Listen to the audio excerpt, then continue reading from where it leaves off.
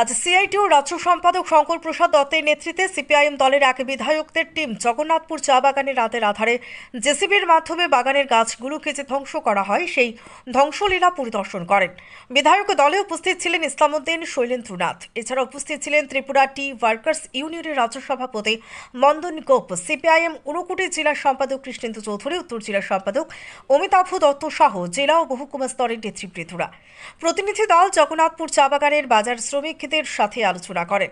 এরপর প্রতিনিধি দল জগন্নাথপুর চা বাগানের ম্যানেজারের সাথে বৈঠক করেন। বৈঠক শেষে বিধায়ক দল জেলা শাসকের নিকট চা শ্রমিকদের বিভিন্ন দাবিতে ডেপুটেশন প্রদান করেন।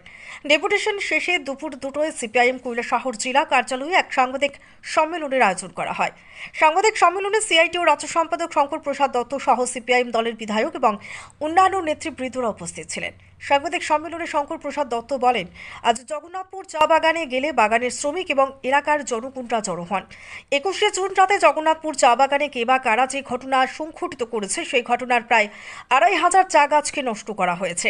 একটি চা গাছ 90 থেকে 120 বছর বেঁচে থাকে। একটি চা গাছকে লালন পালন করে বড় করতে অনেক সময় প্রয়োজন।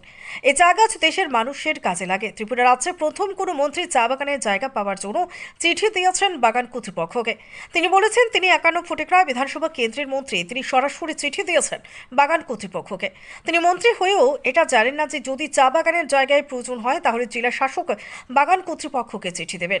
চিঠি দেওয়ার পরে ঘটনাগুলো ঘটেছে। শঙ্কর প্রসাদ দত্ত বলেন, এই কথাগুলো আমরা বলেছি না, মানুষ বলেছে যে জেসিবি দিয়ে রাতের অন্ধকারে গাছগুলিকে উৎখাট করে ফেলা হয়েছে এবং বাগানের প্রবেশের 4টি প্রবেশ পথ কেটে ড্রেন তৈরি করা হয়েছে। সেই জেসিবিটি দিনের বেলা দেখা গেছে মন্ত্রীর বাড়িতে কাজ করতে। এই ঘটনায় শ্রমিকদের ক্ষতি হয়েছে। রাজ্যে প্রথম এই ধরনের ঘটনা ঘটে। প্ল্যান্টেশন অ্যাক্টে বলা হয় চা বাগান যেখানে রয়েছে যদি জায়গা দিতে হয় তাহলে যেখানে চা গাছ নেই খালি জায়গা রয়েছে সেই জায়গা দিতে হবে, তাও রাষ্ট্রীয় স্বার্থে। এরা আইন কানুনের ধার ধারে না। এই মাস হচ্ছে বন মহোৎসবের মাস। জুন এবং জুলাই মাসে বৃক্ষরোপণ করা হয় আর এই সময় চা গাছগুলিকে উৎখাট করে ফেলে দিয়েছে তারা।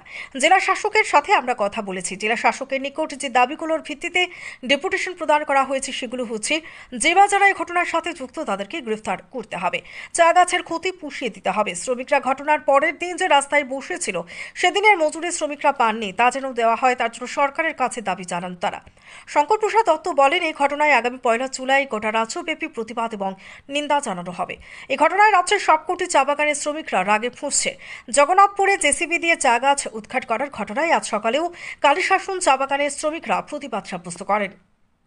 রাজ্য সরকারের মন্ত্রী, ত্রিপুরা রাজ্যের মন্ত্রী, কিন্তু উনি নিজেই বলছেন তিনি 51 ফটিকরায় বিধানসভা কেন্দ্রের মন্ত্রী।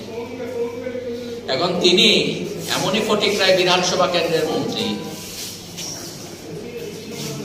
চিঠি দিচ্ছেন সরাসরি। মন্ত্রী হয়ে এই আইনটা এখন পর্যন্ত উনি জানতে পারলেন না যে চিঠি যদি দিতে হয় তাহলে দিতে পারেন ডিএম, বাগান কর্তৃপক্ষকে চিঠি দিতে গেলে পর ডিএম দিতে পারেন, কিন্তু সেখানে তিনি চিঠি দিচ্ছেন জায়গা দিয়ে দেওয়ার জন্য, ছেড়ে দেওয়ার জন্য ম্যানেজারকে চিঠি দিচ্ছেন। এখন এর সাথে আমরা বলছি না উনি যুক্ত আছেন, এভাবে বলছি না আমরা, কিন্তু মানুষ বলছে যে চিঠি দেওয়ার পরেই এই ঘটনা সংঘটিত হয়েছে স্বাভাবিকভাবে। এবং কেউ কোথাও বলছে যে মেশিনটা ব্যবহার হয়েছে, লোকমুখে আমরা জানতে পারছি যে মেশিনটা জেসিবি ব্যবহার হয়েছে এই চারা গাছগুলো তোলার জন্য, গাছগুলো তোলার জন্য। সেই জেসিবিও নাকি দিনের বেলা মন্ত্রীর বাড়িতে ব্যবহার হয়েছে এবং রাতের বেলা এই চারা গাছগুলো বা চা গাছগুলো তোলার জন্য ব্যবহার হয়েছে। এটা আপনারা খোঁজ খবর নিলে জানতে পারবেন, আমরা লোকমুখে শুনেছি।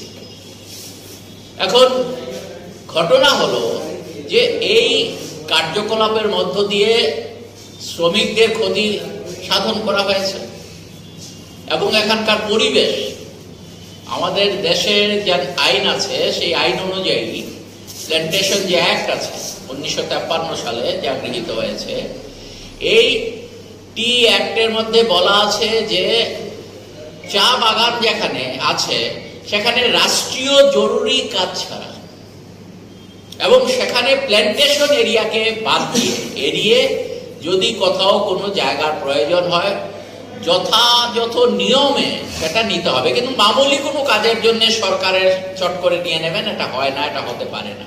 যে সরকার এই রাজ্যে জঙ্গলের শাসন যেমন কায়েম করেছে, আইন কানুনের তারা ধার ধারে না, শ্রমজীবী মানুষের স্বার্থের কথা তারা ভাবে না। এই সবুজকে রক্ষা করা, এই জুন মাসটা হচ্ছে, জুন জুলাই মাসে বন মহোৎসব হয়, বনায়নের জন্য মানুষ উদ্যোগ গ্রহণ করেন, সরকারের দিক থেকে উদ্যোগ নেওয়া হয়। দেখা গেল এই সময়টাতেই আমাদের এই চা গাছগুলোকে উৎপাদিত করা হয়েছে, ধ্বংস করা হয়েছে এবং শ্রমিকদের ক্ষতি সাধন করা হয়েছে। এই বিষয়গুলো আমরা শ্রমিকদের কাছ থেকে শুনেছি, এলাকার মানুষদের কাছ থেকে শুনেছি। আমরা ম্যানেজারের সাথে, এখানকার সম্ভবত অ্যাসিস্ট্যান্ট ম্যানেজার বোধহয়, ওনার সাথে আমরা কথা বলেছি এবং কথা বলে আমরা পরবর্তী সময়ে আমাদের এই ঊনকোটি জেলার যিনি এই সম্পর্কিত বিষয়ে প্রশাসনিক দিক থেকে সবচাইতে উপরে আছেন, জেলা শাসক, ওনার সাথে আমরা কথা বলেছি এবং আপনাদের কাছে কপি এখানে দেওয়া হয়েছে। আমরা যে দাবিগুলো রেখেছি আমরা সুনির্দিষ্টভাবে বলেছি, যে বা যারাই হোক না কেন এই ঘটনার সাথে যুক্ত তাদেরকে অবিলম্বে গ্রেপ্তার করতে হবে। দুই হচ্ছে, এই চা গাছ উৎপাদনের ফলে যে ক্ষতি হয়েছে সেই ক্ষতি পুষিয়ে দিতে হবে এবং শ্রমিকরা এই চা বাগানকে রক্ষার জন্য তারা আন্দোলনে নেমেছিলেন। একদিন তারা রাস্তায় বসেছিলেন, সরকারের অনুরোধে তারা আবার বাগানে ফিরে গেছেন। সেদিনের মজুরি বোধহয় সম্ভবত তারা এখনো পাননি। আমরা দাবি জানাবো সরকার থেকে উদ্যোগ গ্রহণ করে সেদিনের মজুরি যাতে শ্রমিকরা পান, শ্রমিকরা যাতে কোনোভাবে ক্ষতিগ্রস্ত না হন, এই কথাগুলো আমরা ডিএমকে বলেছি।